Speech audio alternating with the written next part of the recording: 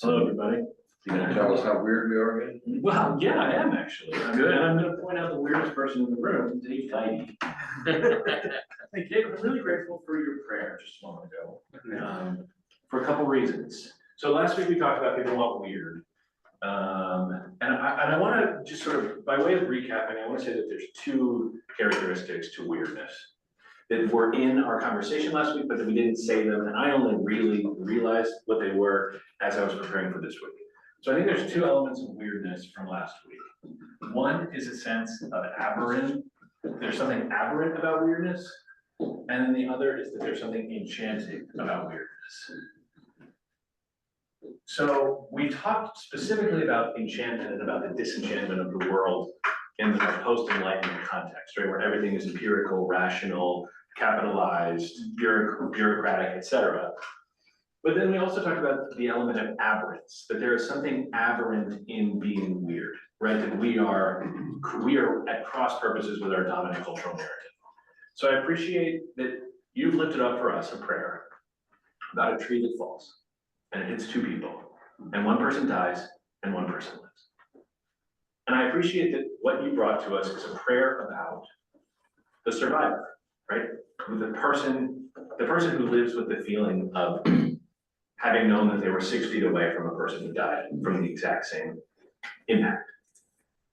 And in our dominant post-enlightenment way of engaging with the world, of course, we know why one person died and one person didn't, right? That the fibers of the wood degraded at a certain rate in a certain way, that wind blew it this way and not that way, that the impact fell on the car that was structurally made in this way and not that way. We know why one person died and one person didn't.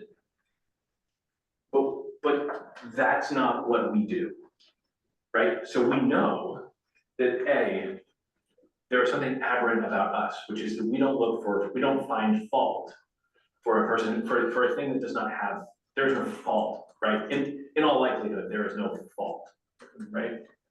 And we are also like reckoning with the enchantment, right? Now, in this case, this is a bad enchantment, but enchantment here just means a thing that we don't know why.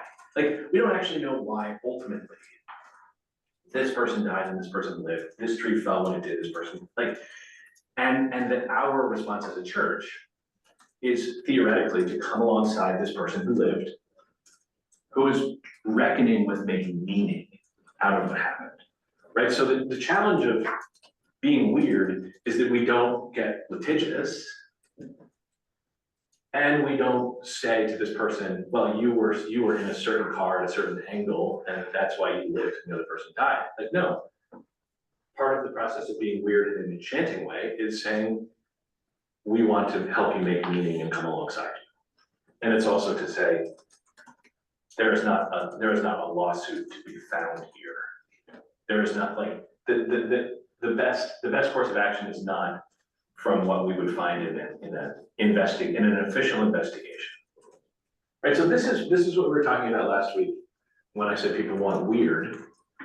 And I think that there's a very good example of kind of what we're talking about. Is a thing happened, we don't know how to make meaning out of it.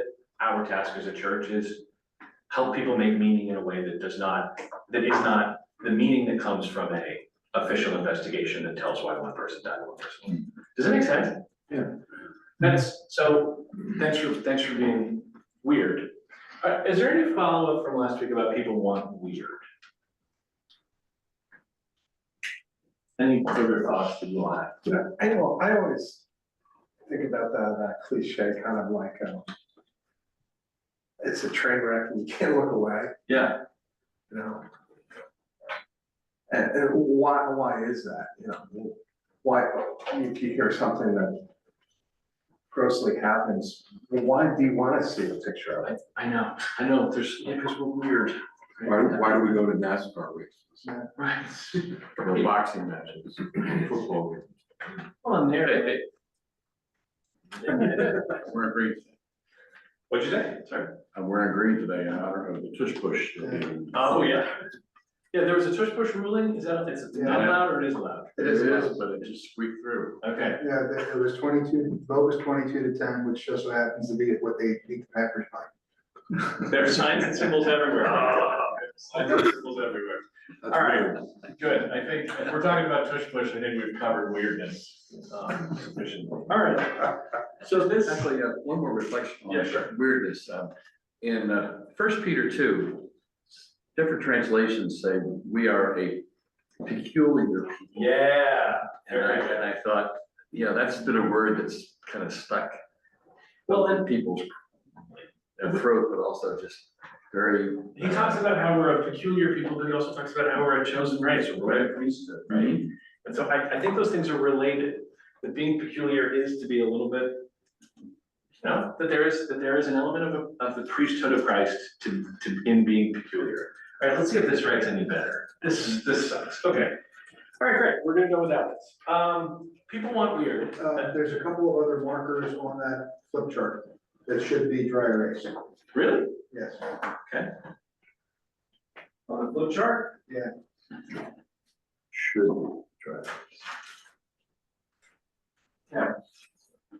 We could just go back to, we're just gonna go back to the easy one. It served us well last week, and so we're just gonna keep it moving. Sorry, James, That's all right. sorry, James, I don't think any of they're all dead. Okay. All right, so this week, I want to say that the second lesson that we have to learn. The second lesson that we have to learn from internet conspiracism after people want weird is, am I in your shot? Yeah. We're great. People want community. People want community. So I want to talk a little bit, there are a bunch of dry erase under here. Hot dog. Sorry, I'm not gonna be ADD this entire time, just the first. That's not dry erase. Yeah, I'm gonna go on here though. Okay, great. All right, so the first thing that I wanna say in this second week is that people want community. People are desperate for community. And in order to do that in the context of internet conspiracism, I want to explain a little bit about how QAnon happened and what QAnon is and how it works. Who knows about QAnon? What do you know about QAnon? I gave you a definition last week, 0, okay? What else? I know it's, more or less stuck to one party that, Okay, has a lot of conspiracy theories about, I think there's sex trafficking, they're pointing to the other party, there's, I think there was, they're believing in like, JFK Jr. was, I mean, just all kinds of bizarre right. things. I don't know if there might have been a spaceship involved in that, or, Oh, was there a spaceship? I don't remember. I mean, there was Martin Taylor Green's famous Jewish space laser. Okay. Right, but what else?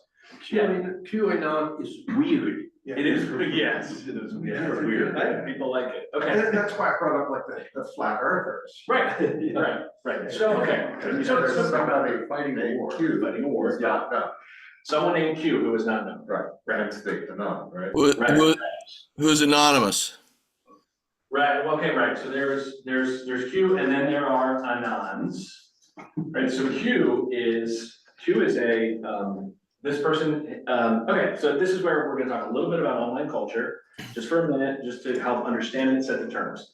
So number one, there's a website called 4chan. 4chan is a cesspool on the internet, don't go there. But on there, Recognized autism. right, yeah, it's a good line, okay. But on there, there is a tradition on there of people LARPing, live action role playing, LARPing as high-level government officials. This is a thing that happens, and it is a very common part of the shared world of 4chan and other internet forums like it. So a person comes along and says that they are a Q clearance patriot. This is a person who has a high-level government clearance. Q clearance is a real thing in the Department of Energy. It means that you're able to access nuclear sites. So it doesn't refer to a defense department, anything like that. But it is real in the sense that it exists and it's in the Department of Energy. But this person comes along and says that they are a Q clearance patriot, and they are existing within a very firmly entrenched style of posting in 4chan, where a person pretends to be a high-level government official, and then people ask them questions, and then they respond as if they are this high-level government official.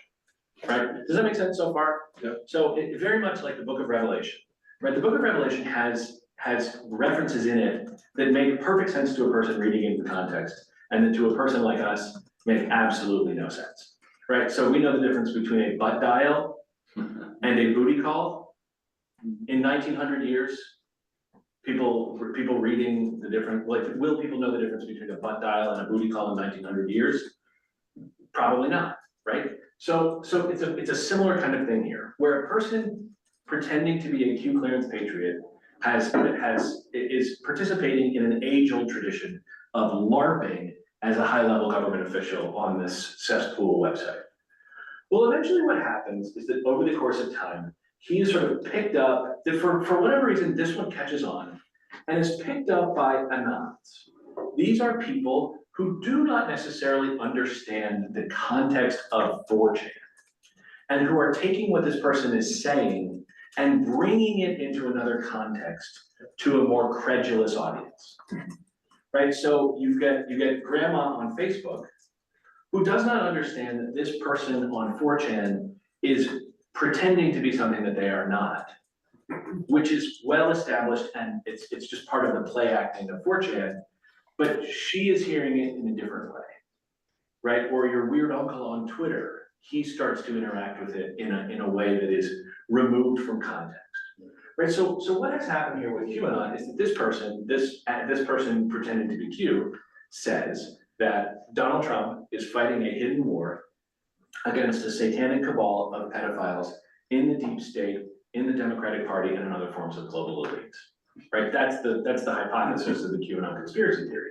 And this is a thing that in the context of 4chan is just a thing that somebody says. It doesn't mean anything. People talk all the time about Hillary Clinton's gonna get arrested, right? The first Q drop talks about how in 48 hours, Hillary Clinton is going to be arrested.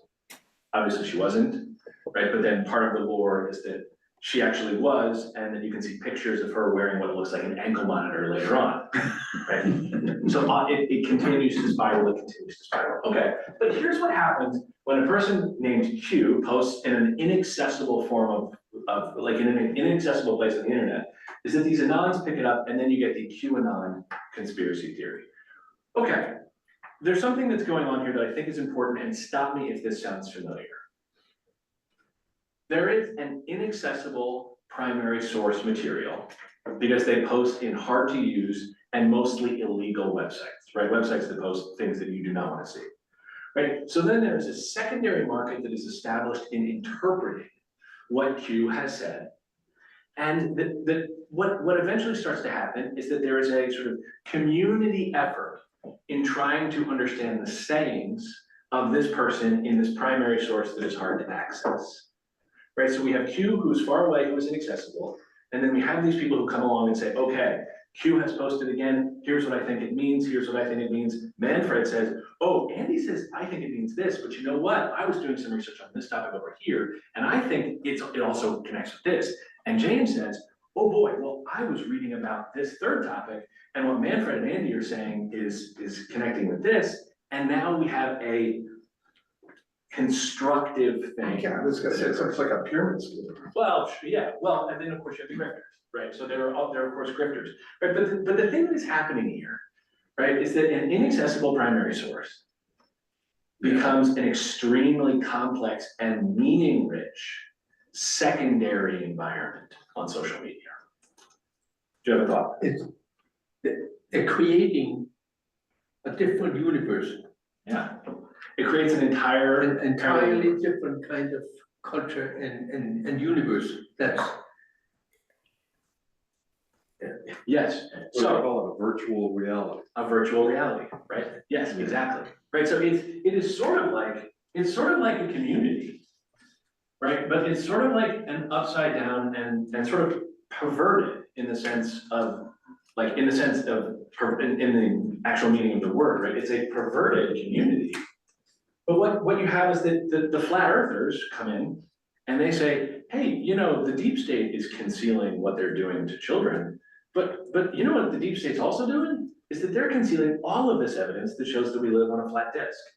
So now the flat earthers are here, right? I may be jumping ahead of you, but isn't this also how heresies get started? Yeah, yes, but it's also how Orthodox gets started, right? This is how Orthodox Christianity gets started, right? Is that we had Socrates. Yeah. Right, and we don't actually know what Socrates said, we have what Plato said Socrates said. Right, we have very little, I'll come to you in a second, but we know some things about what Jesus said, but who do we mostly read about what Jesus said?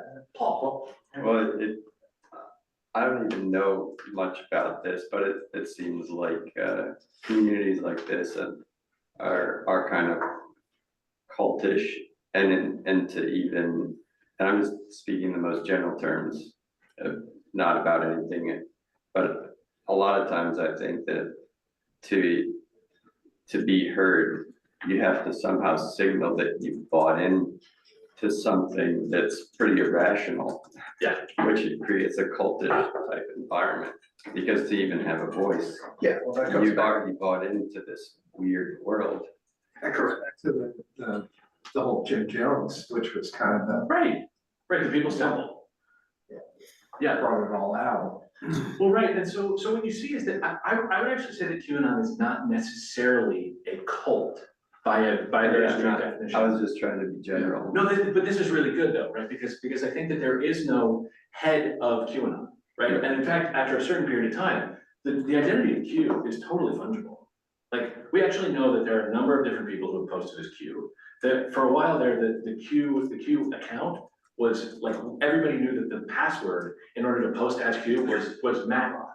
Right, so there are journalists who are like, yeah, I knew the password was Matlock, so I posted as Q. Like, you posted as Q too? Like, we know that there's a whole bunch of people who posted as Q. So the identity of this is totally fungible, right? We know that towards the end, it was probably, this is being recorded, so I won't say, like, we have a probable sense of who it was as it was reaching its peak.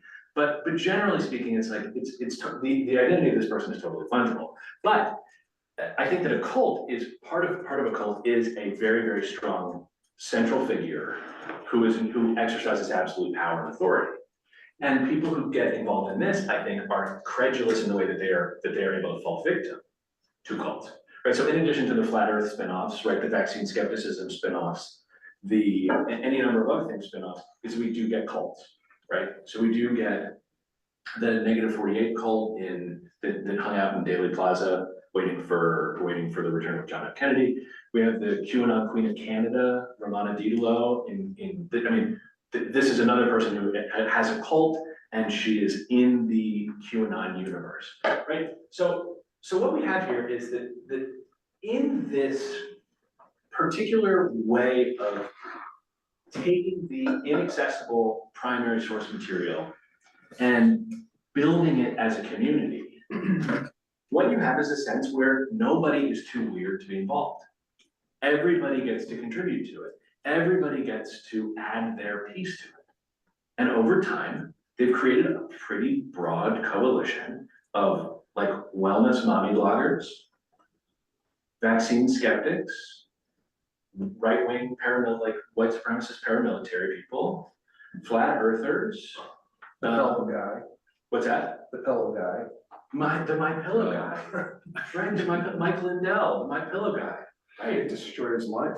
It destroyed his life. It destroyed his life. And I mean, the thing about the My Pillow guy is that, like, I don't think he's grifting. I think he really believes it. And he's lost everything. Yeah. I think that he's most to be pitied. Yeah. Even though he has used his position of power and influence to try to bring others into it, I think that he's just a guy who just believes something crazy. Right, and then we have, election deniers and all the rest of it, right? But here's where I think that we have a structural similarity as a church to QAnon.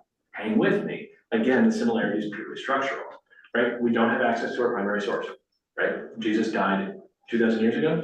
Right? We can't get to him, right? So what we have is a structure whereby we read Paul, we read the gospel writers, we listen to sermons every week of people interpreting what they have heard, that we're involved in a similar kind of thing structurally, which is we hold in very high value the teachings of a person that we cannot get to.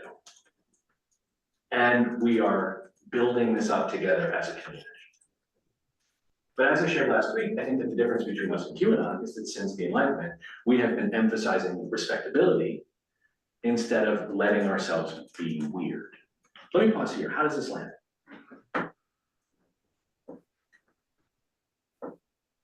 You know, I was thinking that even before you said that, or from last week, on there, and trying to define in my head some of the differences in, you know, my own beliefs. I mean, I lost my mom when I was young, and I needed that faith in order to process. So where did you go when your mom died?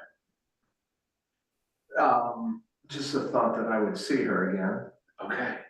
you know. I'm gonna write that down. So I'm gonna call that an eschatological hope. Because the alternative is, there is no alternative. So I'm gonna say this back to you, and I'm gonna say it in a way that I'm gonna be, hang with me. I don't need to, like, you believed in something that's a little bit weird. Yeah. Because it was comforting and it helped you make meaning out of this terrible thing that happened to you. Yeah, Is that fair to say? yeah, because I needed some kind of faith or some kind of way to make sense of it. Correct. Yeah. Right, this is exactly what I'm talking about. And that people, I think in the absence of, so you found hope in something that's pretty harmless, right? The belief that in the fullness of time, you'll be reunited with your mom.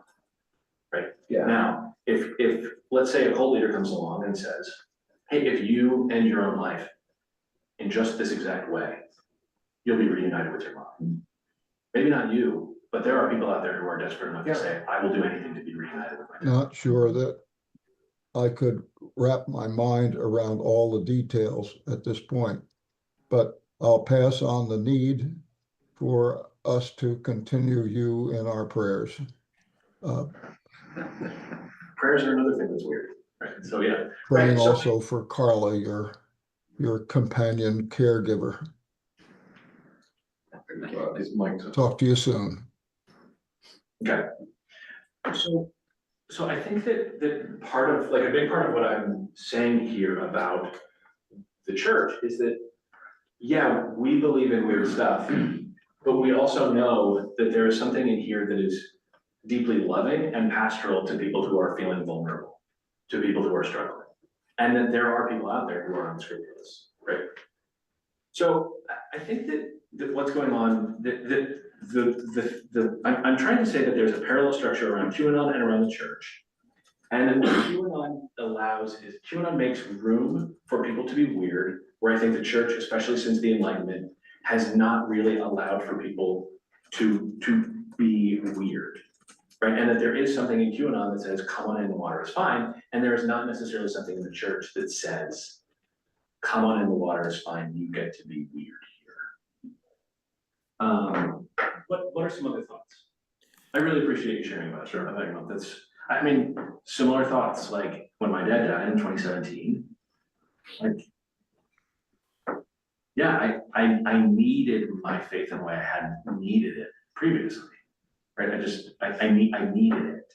Rilke talks about people who need God the way they need a crowbar or a hoe, right? That they cannot do what they need to do without. Yeah, I always remember that, so she used to say this prayer to me, and she was Catholic, but it was, holy angel, my guardian dear, to whom God's love commits me here. Ever this day, be at my side, to light and guard, rule and guide.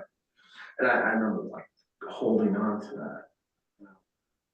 I was 22 at the time, so. And how many years later is it that you still have that prayer that you can call to mind right now? Well, I aged myself probably. Well, yeah, don't tell on yourself. 30 years. Right. Like that's still right Sure. here. You can still repeat it without. Yeah. Right. Andy, I think the Sermon on the Mount is weird. Say more.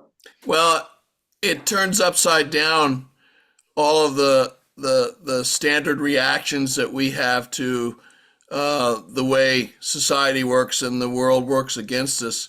And Jesus was teaching Christian followers, you know what, you have to look at it from the other side, or you have to turn your expectations around. And it just seems so weird, so unnatural. You know, you know, how do you love your enemy who's done terrible things to you? How do you, do those things? It's like, what kind of a God wants you to sacrifice yourself out of love? I mean, that's just really weird. This is really good, Scott. Thanks for saying that. So I think that the other thing that you're pointing out something that I wanted to get to, which is that that the Sermon on the Mount is doing something where it is setting the terms for what kind of weird community of misfits the church would be. Right, so who are some people that are blessed in the Sermon on the Mount that you can remember? The meek, the poor. Who else? Ted's gonna say peacemakers. The peacemakers. I didn't even see it this movie. Whoa. What's that? Yeah, See it. right. Yeah, I can throw my voice. Isn't that amazing? Yeah. Who else? Who else is in this weird community that God has created, as evidenced in the Sermon on the Mount? The first group is the humble. That's weird, to be humble. It is weird.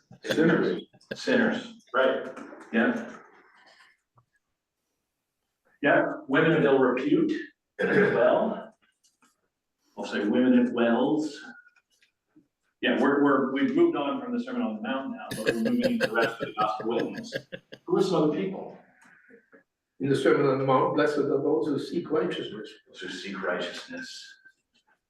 Then it gets back to the people who are willing to sacrifice themselves for Jesus's sake. That's a special category. Right. The persecuted. Yeah. Okay, so we have meek, poor, humble, peacemakers, sinners, women at wells, seekers of righteousness, those who are persecuted, and those who are self-sacrificial. Is this a community? How respectable do we think this community is? Not. Yeah. Respectable or acceptable? Either one. Yeah, I mean, say more. They have no status in society. These are the folks that weren't accepted. Right. These were not accepted, right? They had no status in society. This was not a group that was necessarily going to plausibly invest in respectable politics. Right? That would not, people would not have bought the idea that these people could be respectable. What I see here, the difference between the weirdness of QAnon and the weirdness of Christian faith is faith, hope, and love. Make that an Those three. So What you don't find that in QAnon. right, correct. So what Jesus seems from the opposite, hey, right? The community gathered around.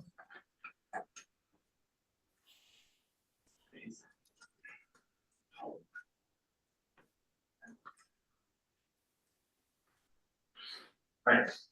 So Jesus is gesturing to a community that's gathered around faith, hope, and love, and particularly the faith, hope, and love that can be found among the meek, the poor, the humble, sinners, women of ill repute, the persecuted, etc.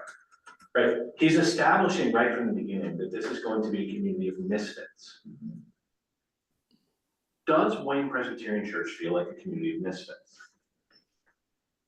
Does Bryn Mawr Presbyterian Church feel like a community of misfits? Let me locate myself to. Look for perspective. It's mainline.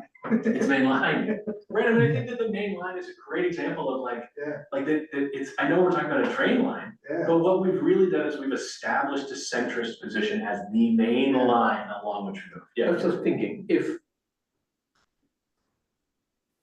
Joe had been the QAnon kind of weird, he would have followed his wife's advice and said, curse God and die. Yes. But in spite of everything that happened to him, he said, I know that my Redeemer lives and he shall stand at the last day. That happened for him. That's a powerful kind of weirdness. Yes, it is. Right. And what I am trying to say is that I want very badly for people like Job and for people who've had things befall them like Job, that when they are saying to their wife, I think I need to wrestle with God about this. There are voices that say, curse God and die. And is the church ready to receive the person who says, I am a broken shell, I have nothing left? And I have all of these voices that tell me to do all of these other things that feel easier. Is the church well positioned to receive that person, to look upon that person, and to say, we have a community gathered around faith, hope, and love, which includes especially a person like you who has nothing left? Our language says we are, Right, right. but do we, one, do you practice it? And how do you, is it something that you can't necessarily force this on people in those positions? Right. I mean, every church has a sign outside. What does it say? All are welcome. All are welcome, right? And what do we mean by that? Yeah. Right, like, yeah, we have a lot of the right language. But I think that we've embedded too much in respectability. So look at what Wayne has done down in King Sesame. Yeah, I was gonna bring that up. Okay, Yeah, that's us going in, the white knight on the steed, going in to save them, improve their situation by what we do. But the one thing I would say with the effort at Wayne, from the very beginning, the attitude was, let's go show them that they can do this themselves. And it was. And I add on, and maybe it came later, how we can be changed By in doing that it. process. Yeah. I mean, to try and avoid that white knight coming in. But we generally, like, how do we live that out rather than just talk about it? great. I mean, I think Christian mission is one angle, or is one sort of, are we doing all right, James? No, we need to fix the owl. Oh, okay. That's what I see, David. Yeah, I think you need to take that leg up, and I'll tell you when it's level. For those of you who are on the screen, James has army crawled into the middle of the room. Yes, I think that's better. He is under the barbed wire. Yeah, That's right. We wonder if he's stuck. Right. He's just crossing it. He's in Is cactus that weird? on the floor, and it's weird. It's very good. Yeah. Don't lift your head yet. So Andy, the word conspiracy is interesting because QAnon's conspiracy, all those conspiracies are based on fear of something bad, whereas the Christian conspiracy is, God's, join us. You're welcome. You're not the worst thing you've ever done. There is, our conspiracy is that you are truly welcome, even if you are somebody who's broken or in need, and it's a different kind. God's conspiracy is weird. Right. God's conspiracy is you can be a part of a community that is gathered around faith, hope, and love. And that came about initially because a bunch of people, women, said, hey, this guy who was dead, we just visited his tomb and it's empty. And you don't need to be afraid to join our community. Yeah. I think the other thing that is weird is the forgiveness of sins Yeah. is continuing. It's not like you join and you're forgiven, but then if you sin again, no, it's the continuous forgiveness of sin. Yeah. Guys, I hate to break in. I've got to go to the dentist, but I got a long email from Buzz who says that the results yesterday were inconclusive. He has to have more tests today, so continue to pray for him. Right. Thank you, Ted. Thanks, Ted. Yeah, so I forget the one comedian, he did it on like the Revolutionary War, and he did all these kind of like, because, yeah, but then they did one on Christmas. I don't know if you saw it, did the same thing. And I look at it and I think it's funny that he's like, he breaks down some of these things and just how far reach some of them are. right. right? It feels very far-fetched, right? So here's where I think that I want to drill down into the people want community, right? People do want, we heard last week that people want weird. This week, we're saying people want community, and I'm saying that the weirdness allows us to create a community very much like the community that Jesus was gesturing towards, a community that is gathered around faith, hope, and love. This is really good sort of constructive stuff that we're doing here. I think that the task for the church is summed up pretty well in a quote from Blaise Pascal from the 17th century that says, I have it here, all of humanity's problems stem from mankind's inability to sit in a room alone. And like, I think that we struggle to face the thing about ourselves that is broken, right? That is empty, that when we feel like Job, when we have had a death, when we have had a thing that we cannot understand the meaning of, that I don't think we know quite how to face ourselves.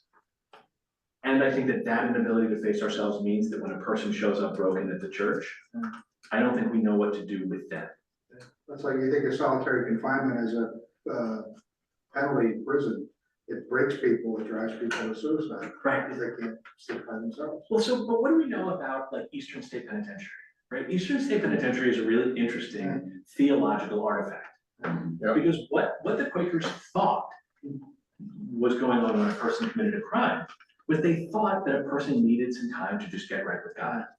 Right, so we're gonna put them in a room where they have no distractions, they have one hole, and it's above them, and so that's they can get the direct access to God, some time in prayer, and they'll be fine. Right, and we know that time alone in a room makes great. We know that it had the effect that it had. Right, but people really struggle to be by themselves and to face the things about themselves that are broken. So I think what I want to do is like, I don't know, how do we talk about being okay with ourselves? And how do we create a community where as a result of that, we can then welcome people who are really struggling? Manfred, You really have to question what you believe. What's that? You really have to question what you believe. Yeah. Say more. You have to establish, like, to yourself who you are. Yeah. Create, know your own identity. Or term would be. Right, so a key thing here is that you need to know yourself and your identity. Right, okay, good. Manfred, did you have something? Yeah, it popped into my mind just a minute ago. Nicholas Waltersdorf, probably one of the leading Christian philosopher theologians of our time, wrote a book called Lament for a Son. Lament for a Son? Lament for a Son. A book that came out of the experience of him being his 22-year-old son, mountain climbing, fell to his death. And Waltersdorf writes that well-meaning Christian folk came to him and said, well, God wanted Johnny to be with him, etc., those kind of. And he said, all I needed was the community. All I needed was people to come to me and sit with me on my mourner's bench and shut up. Be there, show up. Faith, hope, and love. That penetrates the weirdness that is not blessed by the eternal one. That's really good. Weirdness that is not blessed. I'm gonna write that down. When Pat was ill, and folks would offer to come and stay with her somewhat so I could go to work, she would often voice an opinion about someone that was suggested.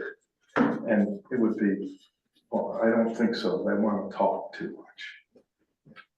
All she wanted was somebody to be with her. Not intending to toot my own horn, but for a lot of the early years of my pastoral ministry, I felt like I had to have an answer when, a son died from a mountain climbing accident or a wife in the prime of her life and developed cancer. And I got to a point, there was a horrific traffic accident in the town where I was. And I just, the only thing I could say is, I don't know. And as I said that, more and more, it moved me from feeling like incompetent to trusting God. I don't know. I'm still trusting the God does. I'm not going to try to offer an explanation. And I think we have some terrible theology, but it happens at times like that, you know. If God wanted this person in heaven more, you know, how about me or the others, you know? Or, Yeah, I looked at, so I was a family, there were 5 males, and then Susan was the baby. And nobody knew how to do the laundry, nobody knew how to cook, nobody knew how to, you know, on and on and on. And I'm like, well, I think years later, I'm like, well, if she was still there, you know, would we, maybe it was her way of, this is how you guys are gonna have to grow, because I can't keep doing the things that I need to do for you, and this is how you need to grow and go out into the world. So justification. Well, but I think there's an important difference between you facing the life that you now had to live with your brothers and your dad and making meaning out of that versus a person pushing on you, well, this will be a good opportunity for you to learn how to do the laundry, right? Like, I think that, and part of the first one is that you found yourself in a community of people that were reckoning with what was happening, and that you had to make meaning out of it. And then there's like when the church says, like, okay, I'm gonna fill it, like, Pat needs me to fill the time with words. No, she doesn't, right? Like, God did not need another angel, right? You did not need to learn how to do the laundry and cook, right? Like, these people died. This was bad. It was not good that it happened. And then we can find meaning, we can find love, we can find all kinds of things. But that has to, like, that's where the community comes in. Yeah. Community doesn't come in just one level. There are multiple levels, from very large, superficial, like tangential groups down to small, intimate groups. And like walking the mourner's path that James talks about so much is it's sort of like a 12-step program. You have a community of people who are suffering from some of the same concerns and supporting each other so that they're not afraid to share how they're feeling, because people in the larger community might not be with them at that level. And so I think that the thing that Christian community is that within a church there are different levels of community, from just general social all the way down to small intimate groups that are dealing with one particular concern. Thanks, Scott. Yeah, I mean, we got, it's 8:12. I mean, I'll share that, I listen to a bunch of podcasts on conspiricism because I just love listening to it, and it helps me to interpret the world, as you can see. But an episode just this past week was called like Psychic Sasquatch for Trump. And it was about a person, Psychic Sasquatch for Trump, and it was about a person who he was a counselor and a public speaker on topics of marriage and family. He had a traumatic brain injury, and around the same time that he thought he saw a Sasquatch in the woods. And he has developed a cult around squatching, which is the process of going out trying to find Bigfoot. And he understands himself to communicate with forest beings, including Sasquatches, but others too. And they produce healing energy. And he understands himself to have been healed of his prostate issues and some other things from the forest beings. And he's developed a cult around people who believe that they can be healed by these forest beings, to include Sasquatch. And the episode features a pretty long supercut of people testifying to having been healed by these entities called Janu. People are desperate for community. People are struggling, and they are not put off by weird. And I think that the challenge, that the unintended consequence of us focusing on respectability is that it has meant we actually cannot look upon the suffering of people in a way that allows them to be a part of a community gathered around faith. What was it about the Enlightenment that forced respectability? Was it the connection of church and state? Yeah, I mean, I think it was the separation of a lot of things. I think it was that natural processes now had scientific meaning. Yeah, that we entered into a world governed by empiricism and rationalism where everything had answers. And we did not want to look aberrant. And so we said, yeah, we can fit in with that mold. But I think that our task is actually to look upon people in their nothingness and in their suffering and find a way to gather around them. And that's weird. Thanks for your time. Thanks, Nick. Could you close this in prayer? Yeah, let's do it. Let's pray. God, for those who mourn, for those who are desperate, for those who feel a strong temptation to curse God and die, for those making meaning out of terrible things that have occurred or near misses, we hold those people close. We hold close the parts of ourselves that we don't know what to do with, those places where we mourn, those places where we feel nothing.